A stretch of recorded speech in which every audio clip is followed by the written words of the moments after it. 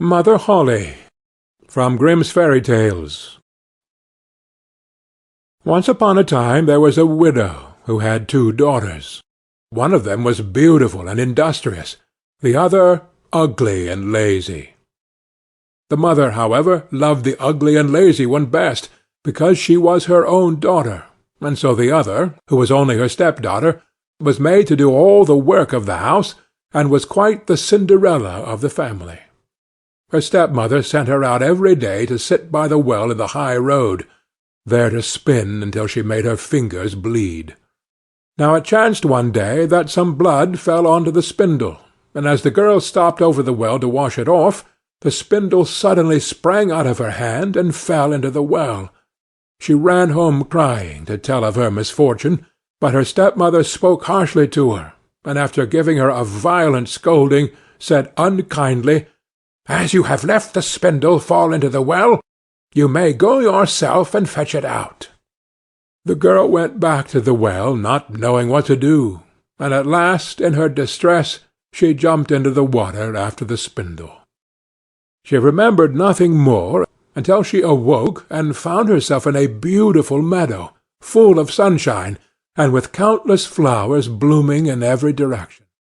She walked over the meadow, and presently she came upon a baker's oven full of bread, and the loaves cried out to her, "Take us out! Take us out, or alas, we shall be burnt to a cinder. We were baked through long ago." So she took the bread shovel and drew them all out. She went on a little farther, till she came to a tree full of apples. "Shake me, I pray," cried the tree. "My apples, one and all, are ripe." So she shook the tree, and the apples came falling down upon her like rain. But she continued shaking until there was not a single apple left upon it. Then she carefully gathered in the apples together in a heap, and walked on again. The next thing she came to was a little house, and there she saw an old woman looking out, with such large teeth that she was terrified, and turned to run away, but the old woman called after her, "What are you afraid of, dear child? Stay with me. If you will do the work of my house properly for me, I will make you very happy. You must be very careful, however, to make my bed in the right way, for I wish you always to shake it so thoroughly, so that the feathers fly about. Then, they say, down there in the world, that it is snowing, for I am Mother Holle." The old woman spoke so kindly that the girl summoned up courage and agreed to enter into her service. She took care to do everything according to the old woman's bidding, and every time she made the bed she shook it with all her might, so that the feathers flew about like so many snowflakes. The old woman was as good as her word. She never spoke angrily to her, and gave her roast and boiled meats every day. So she stayed on with Mother Holle for some time, and then she began to grow unhappy. She could not at first tell why she felt sad, but she became conscious at last of great longing to go home. Then she knew she was homesick, although she was 1,000 times better off with Mother Holle than with her mother and sister. After waiting a while, she went to Mother Holle and said, "I am so homesick that I cannot stay with you any longer, for although I am so happy here, I must return to my own people."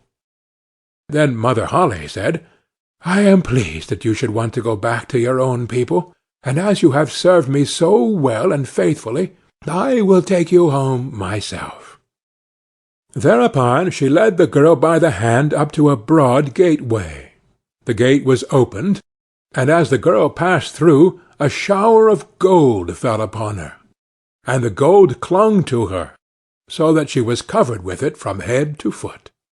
And as she spoke, she handed her the spindle which she had dropped into the well.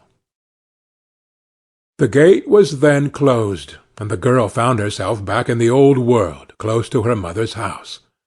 As she entered the courtyard, the rooster, who was perched on the well, called out, "Cock-a-doodle-doo!" Your golden daughters come back to you." Then she went to her mother and sister, and as she was so richly covered with gold, they gave her a warm welcome. She related to them all that had happened, and when the mother heard how she had come by her great riches, she thought she should like her ugly lazy daughter to go and try her fortune.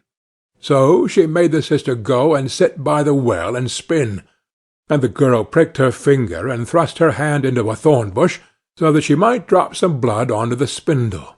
Then she threw it into the well, and jumped in herself. Like her sister, she awoke in the beautiful meadow, and walked over it till she came to the oven. "Take us out! Take us out! Or, alas, we shall be burnt to a cinder! We were baked through long ago," cried the loaves as before. But the lazy girl answered, "Do you think I'm going to dirty my hands for you?" and walked on. Presently she came to the apple-tree. "Shake me, I pray! My apples, one and all, are ripe," it cried.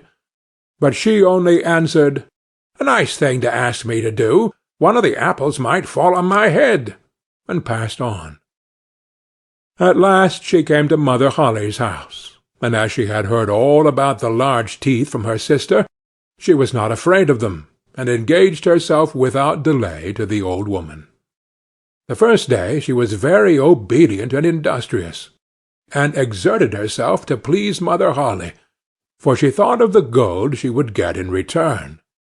The next day, however, she began to dawdle over her work, and the third day she was more idle still.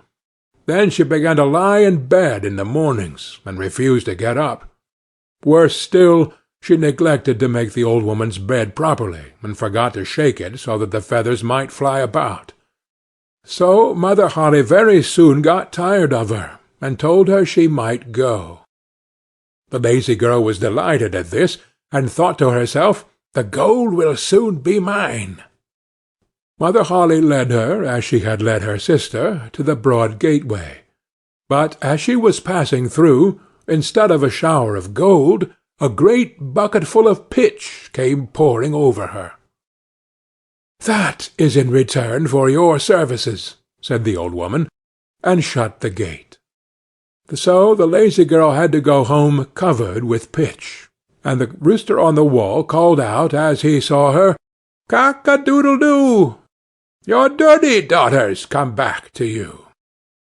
But try what she would, she could not get the pitch off, and it stuck to her as long as she lived.